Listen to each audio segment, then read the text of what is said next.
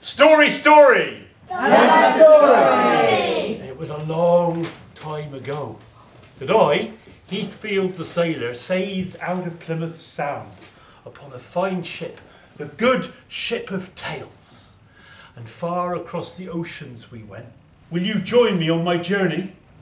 Yes. Will you come and help me on the crew?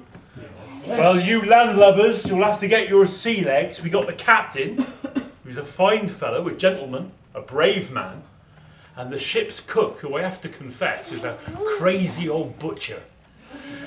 And we got the cabin boy as well. And he's a very good cabin boy, he's brave, but I'll tell you this, he needs to improve his English spelling. I wonder if you can spell better than him. We'll see later. So, here we go, sailing out of Plymouth Sound and far across the ocean.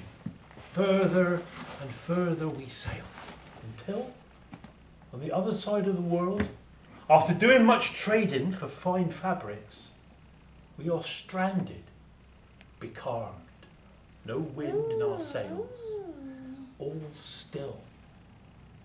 And then, what is this? Land! Land, ahoy! A small island. Well, we take the oars and we row to the land and we climb on shore. Nothing growing there, just a fountain in the middle of the island with water spurting forth now and again. Well, we haven't had a wash for a long time, and I take a barrel bigger than this one and I climb in and start washing in that fountain of water. But at that moment, the ground began to shake.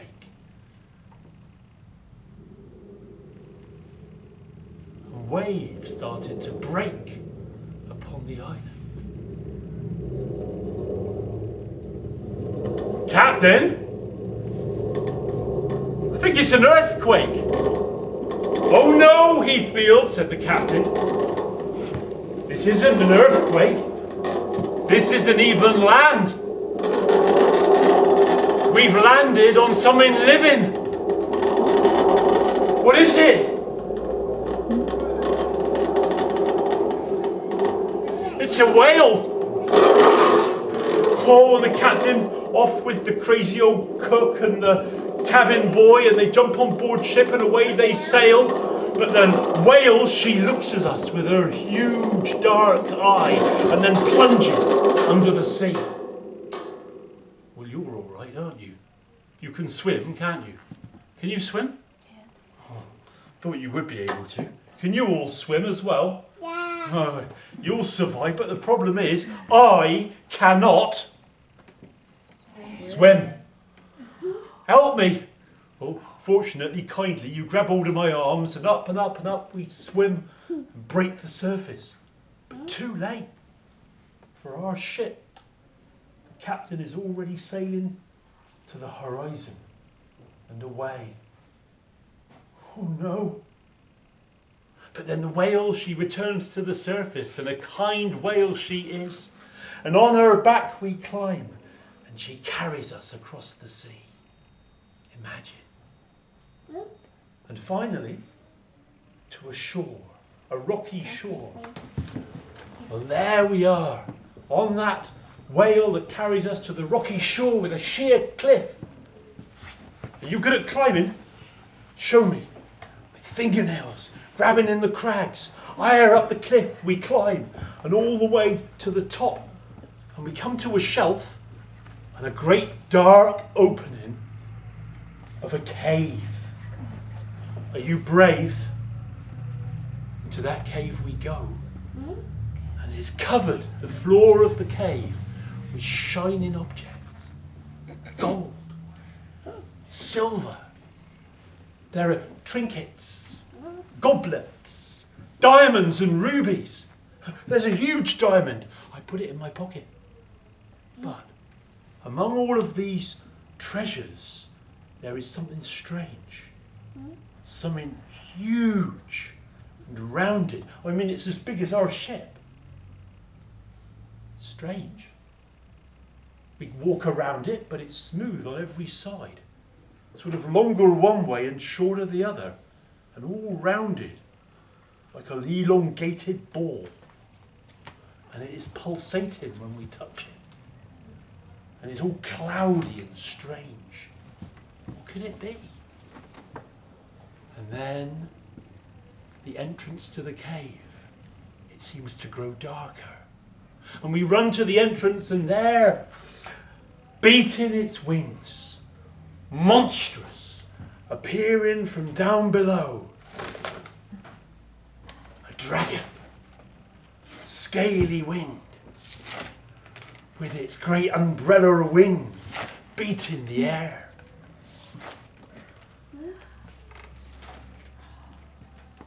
This is the dragon's hoard.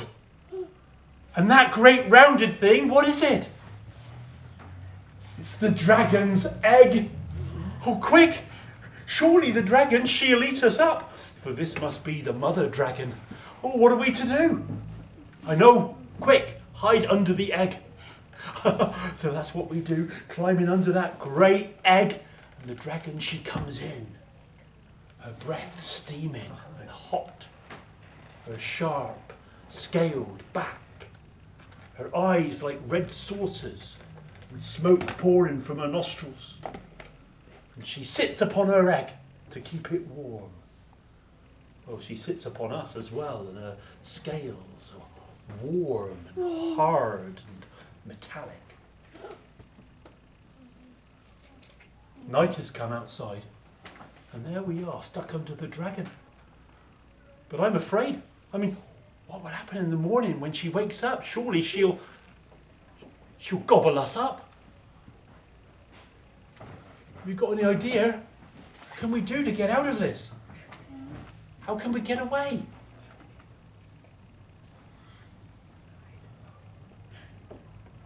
You got a plan? What's your plan? Run away. But there's nowhere to run. But instead of running away, I've got an idea. We could, no photographs of the audience. For me, that's all right. Fly away. Fly away on the dragon's back. So as she snores, can I hear, what's the sound of a dragon snoring? 3, 2, 1. No, it's louder than that. 3, 2, 1. Oh, it's horrible. And we climb on the dragon's back, up her scaly tail, onto her back, and hold on to the pointed spikes. And as the morning rising sun comes, she opens her wings, steps onto the ledge, leaving her egg behind, and takes to the air. Here we are, flying on the back of a dragon, higher and higher towards the rising sun. Hope we don't get scorched. And down below we see the land grow smaller. Oh, it's an island, but no life down there. Just rocks and crags and ravines. Nothing living. And over the ocean, the dragon, she carries us. And far down below, like a pinprick in the sea. Is that a ship? Is it our ship, the captain's ship? I can't tell from up here. And the dragon, she flies higher and higher and higher, and she starts to loop the loop. We can't hold on any longer. Can we feel our fingernails slipping on her scales? We're going to have to let go. 3, 2, 1. Everybody, let's hear the cry. Oh!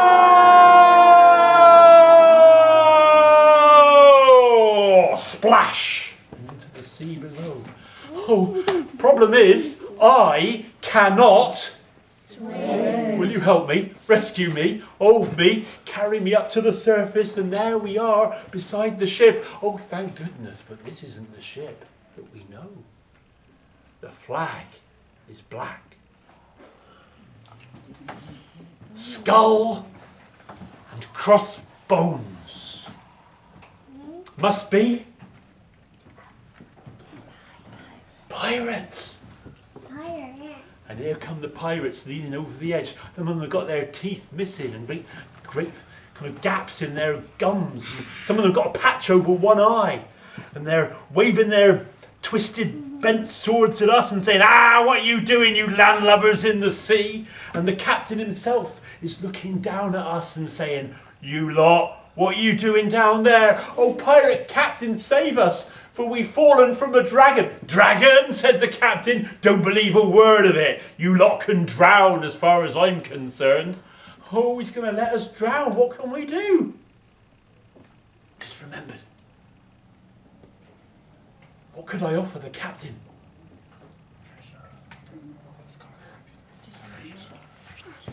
Captain, wait! Don't sail away! Look! It's a diamond! A diamond greater than any one you've seen, and the diamond is yours, Captain, if you will save me and my friends. Very well, said the captain. But you'll have to agree to be pirates too. And he throws the rope down over the side, and we climb on board the pirate ship. Are you ready to be pirates? He says, you to me. You, henceforth, will be known as Pirate Diamond Dave. Like that. Yeah. So I can get it on properly. Like that. Does that look all right? I need a mirror. Have you got a mirror? I need a mermaid with a looking glass. That's what I need. Does that look all right? Is it looking all right? I'm quite fashion conscious, you see. Does it look cool? Arr! Diamond Dave! Will you be pirates too? We have to swear the pirate oath. Are you ready? Listen. Diamonds, rubies, silver, gold. We are pirates, bad and bold. Ready? Diamonds, rubies, silver, gold. We are pirates, bad and bold. Oh, says the captain. Very well. And he gives us a pot of gruel. And we're so hungry, we eat it all up. It's rather disgusting flavour, but in my own mind when you're hungry. And a swig of rum. Cheers, Captain. And drink it down. And on we sail. The wind blowing. Where do you get that diamond from then, Diamond Dave? Well, there's an island over there, Captain. And in it, well, there's a cave, a dragon's cave, and there's an hoard of treasure. Treasure, says the captain. Show me the way. But don't go there, Captain. If the dragon comes back, she'll devour all of you. We've got our cutlasses. We'll be all right. So I show him the way, and we go to the shore of that rocky land. I don't want to go back to that dragon's cave, do you? No, we don't. But the pirates do. All the pirates, they go swarming up that cliff, and we remain on the ship with the pirate captain, because he's only got one leg, hasn't he? The other one's made of wood. And the captain, he says, you know, Heathfield, or Diamond Dave, I'll call you. There's a story that I'll tell you while we're waiting for them to come back with the treasure. A story that I heard all the way from Germany. A story that goes like this. Story, story! Tell us a story. You could do better than that. You say, tell us a story. Story, story! Tell us a story. There was once a fisherman, and he lived with his wife on the shore. And they lived in a stinking, horrible, tumbled down hovel. And all they had was one apple tree. Nothing else. And when he couldn't catch any fish, all they had to eat was apples. Well, one day, he took his small fishing boat and he rowed across the sea. And there in the clear sea, he began to fish. And as he fished, he caught at the end of his line a flounder. I caught a flounder for my tea. Fisherman, set me free. If you set me free, I will give you whatever you wish for. A speaking fish? I need nothing, said the fisherman. I set you free. And the fish went down under the water. And he took his oars, show me your oars, and he rowed, and he rowed, and he rowed back to shore. You caught anything, husband? I come back with nothing. It's apples for tea. And as they ate their apples, his wife looked at him and she said, "Tell me what happened today." "I did catch something, wife. You can always read my mind, can't you? I caught a fish, a talking fish. It said we could have whatever we wish. But I said I don't need nothing." "Husband, you fool! Look at us living in this miserable hovel." "Oh, wife, I've got everything I need. You go and ask that fish for a nice house with a garden, with apple trees and pear trees and plum trees, and ask for a house made of bricks with a nice shining roof and a chimney with curling smoke." "Oh, wife, we don't need that. If you don't do this, I won't love you." The fisherman, he pulled on his oilskins, he got in his boat, he took the oars, and he rowed, and he rowed, and he rowed across the sea. And there he called, "Flounder, flounder, deep in the sea, my wife Elsinore wants you to come to me." And from under the waves there came the flounder. "What is it, fisherman?" "My wife wishes for a house, a red brick house with a nice shining roof and a chimney, and a garden with fruit trees, apples, pears and plums." "Go home, fisherman. It is done." And he took his oars, and he rowed, and he rowed, and he rowed across the sea back to the shore. And there stood a house. A beautiful red brick house with a shining roof and a chimney with curling smoke and a garden full of apple and pear and plum trees. And his wife was smiling. And they went into the house and they had a good meal. And they were happy. His wife was happy. For a while. "Husband, this isn't enough for me, this little house, this little bit of land. Go back to that fish and ask for more. I want to have all of the land. I want a palace. I want to be queen." "Wife, what are you talking about? We got what you need. I want a cloak of red fur. I want a crown with diamonds and a throne of gold. I want a palace. And in my garden, I want golden gates and guards in livery.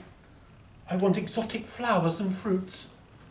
"Oh, wife, no, we got all we need." And you know what she said? She said, "If you don't do this, I won't love you." What could he do? He pulled on his oilskins. He got in his boat, he took the oars, and he rowed, and he rowed, and he rowed. But the sea now was darker than before, no longer clear. He rowed and he called, "Flounder, flounder, deep in the sea, my wife Elsinore wants you to come to me." And from under the sea came the flounder. "What is it, fisherman?" "My wife wants to be queen and rule over all the land and have a palace and a throne and a crown and a long cloak and exotic flowers and trees and fruit and golden gates and guards in livery." "Go home, fisherman. It is done." And the fish went beneath the waves, and he took the oars, and over the rough sea he rowed, and he rowed, and he rowed, and on the shore, you know what was there, don't you? A beautiful palace, a shining palace, and in the garden there were exotic trees, not just apple plums and pears, but there were orange trees and mango trees.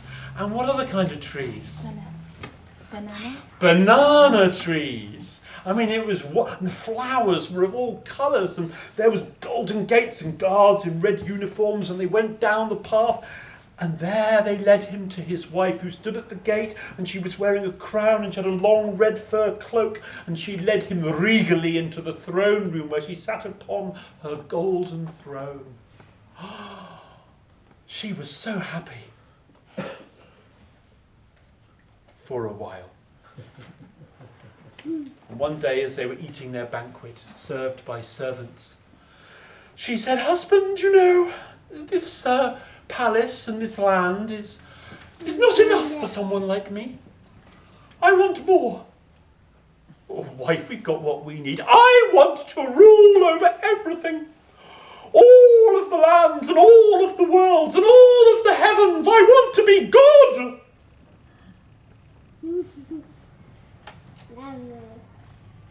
Wife, we've got everything we need. And you know what she said? "If you don't do this, I won't love you." What could he do? He pulled on his oilskins, he got in the boat, he picked up the oars, and over the rough sea, the dark sea, he rowed, and he rowed, and he rowed, and then as he rowed, a great storm broke. Clouds covered the sky. And he went up one wave and down the next, and he called, "Flounder, flounder, deep in the sea. My wife Elsinore wants you to come to me." And out from under the waves came the fish. "What is it, fisherman?"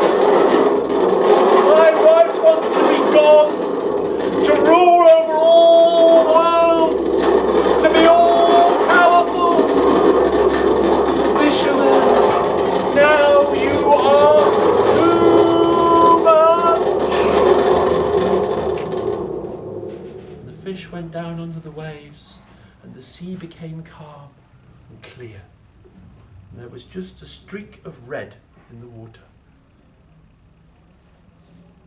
And he took the oars, and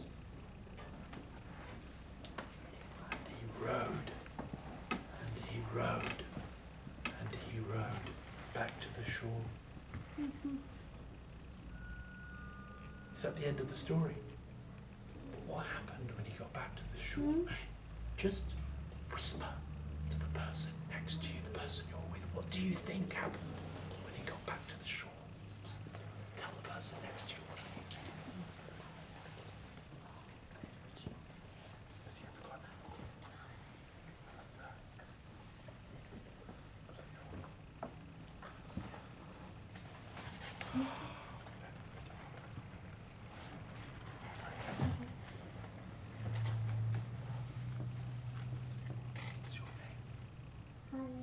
Holly, what do you think happened when he got back to the shore? Do you think his wife had changed into a mermaid with a long tail? Did she swim in the sea?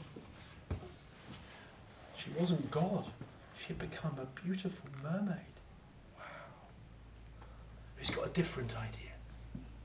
Have you got a different idea?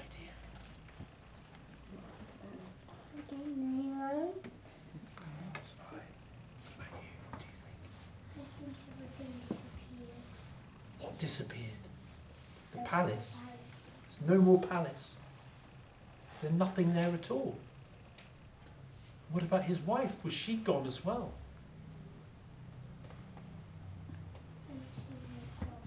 His wife was gone. There was just nothing at all. Wow. Thank you for your ending. What's your name? Flotty. Wow, Flotty, mermaid. What's your idea? What's your name? Elizabeth. Elizabeth? Yeah. Listen to Elizabeth. I think she knows the story because she's from Germany. And this story was collected by the Brothers Grimm. I think she had nothing. Was his wife there? Yeah. But she had nothing. Yes. No palace, Yes. no house. Did she have even nothing at all? Yes. Listen. He rowed, and he rowed, and he rowed. And when he got back to the shore, on that clear sea, there was his old, small, smelly hovel. And outside the hovel sat his wife, dressed in her old rags. And do you know what she was doing? She was sitting on a stool, and she was peeling apples.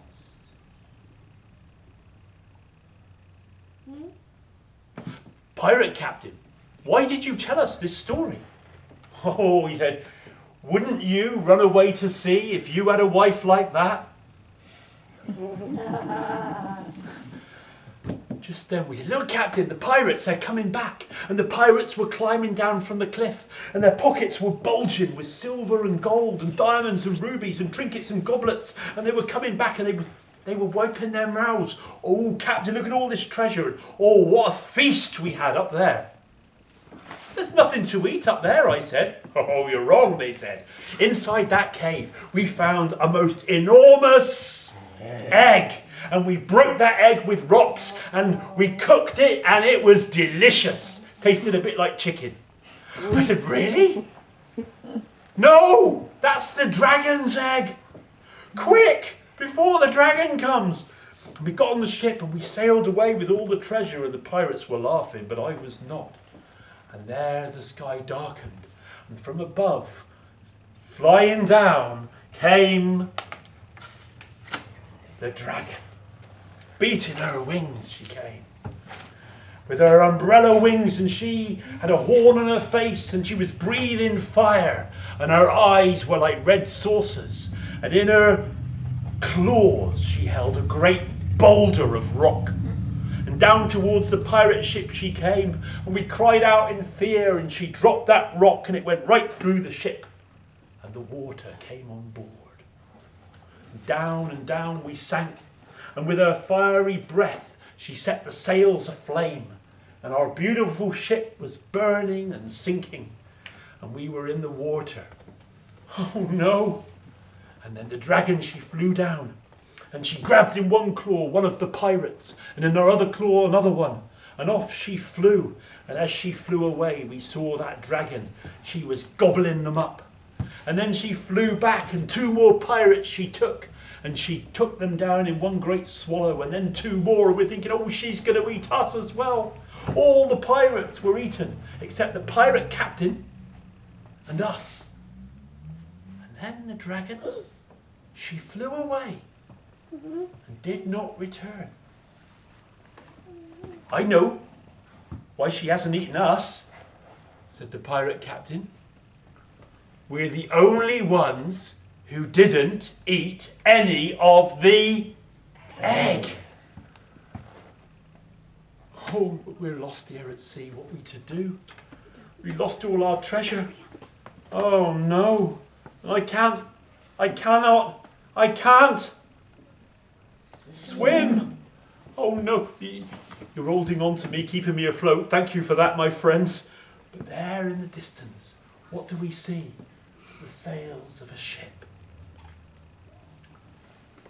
Ahoy there, we cried, but they don't hear. Louder. 3, 2, 1. Ahoy there. One more. Ahoy! And the ship turns and sails towards us. And as she comes closer, we recognise it, don't we? It's the captain's ship. The good old captain. Captain, it's us. It's Heathfield the Sailor, and these are my friends. Oh, save us, save us. And he throws the rope down. Is that you, Heathfield? I thought you got drowned with that whale. Oh, we're safe, Captain. We're safe. And he pulls us on the ship, and he shows us all the bounty he's gathered from the lands he's been to in the meantime. Back to Plymouth we shall sail. And we're happy as we sail back to Plymouth. But I'll tell you something. As we approached Plymouth Sound, there was some rocky island. And there upon the rocks, we saw her. She was beautiful. Long hair covered her body. And in one hand she held a looking glass. a mirror, and she admired her own beauty as she combed her long hair. And then she flicked her shining tail. It was a mermaid. And we were amazed at her beauty. And she looked at us, and we couldn't help but gaze into her eyes. And the ship came closer to the rocks. She enchanted us, just like the Lorelei. Closer and closer we sailed to those rocks. And with her comb, she combed the water, and the waves rose. I don't think I can tell you what happened next. I'll tell you what.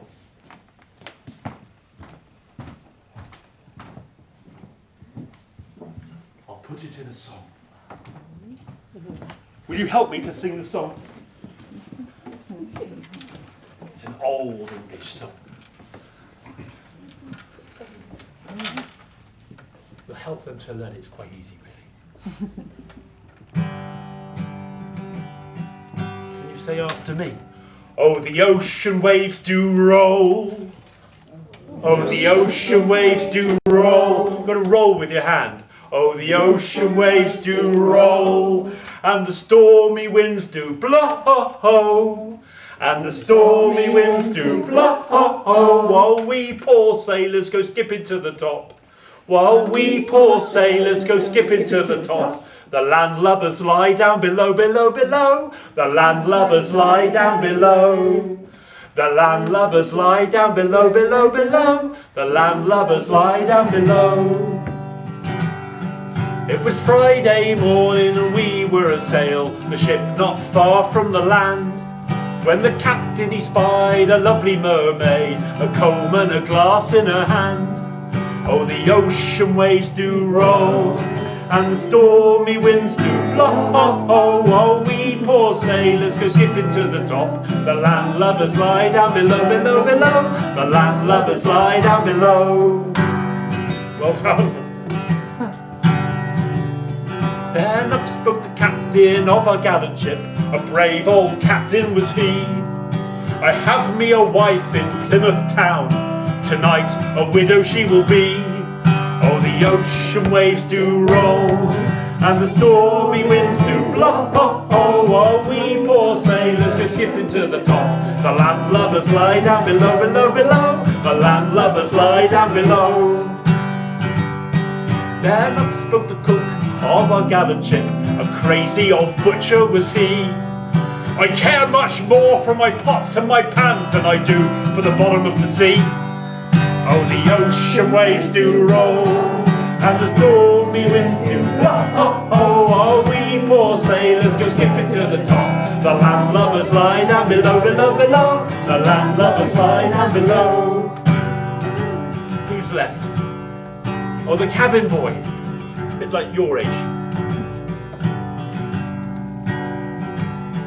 Then up spoke the cabin boy of our gallant ship, a brave young lad was he.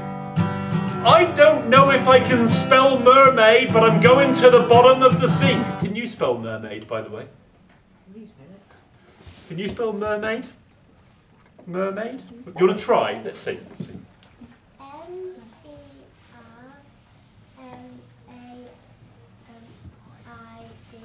Van, you're safe. You're safe. You're not going to the bottom of the sea. Then up spoke the cabin boy of our gallant ship, a brave young lad was he. I don't know if I can spell mermaid, but I'm going to the bottom of the sea. Oh, the ocean waves do roll, and the stormy winds do blow. Oh, while we poor sailors go skipping to the top. The landlubbers lie down below, below, below. The landlubbers lie down below. Then 3 times around went our gallant ship, 3 times around went she. 3 times around went our gallant ship, and she sank to the bottom of the sea.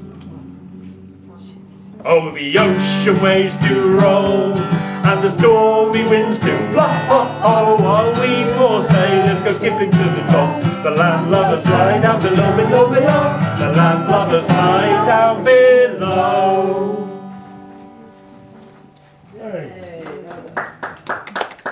Fortunately, after all this travelling with you lot, I finally learned to swim. Doggy paddle, you know. We got to the surface, we lost the ship, and we lost all of the treasure and all of the goods that the captain had traded, but at least we were all alive. And we swam ashore to Plymouth town, back to this wonderful land, safe and sound. And that is the end of my story.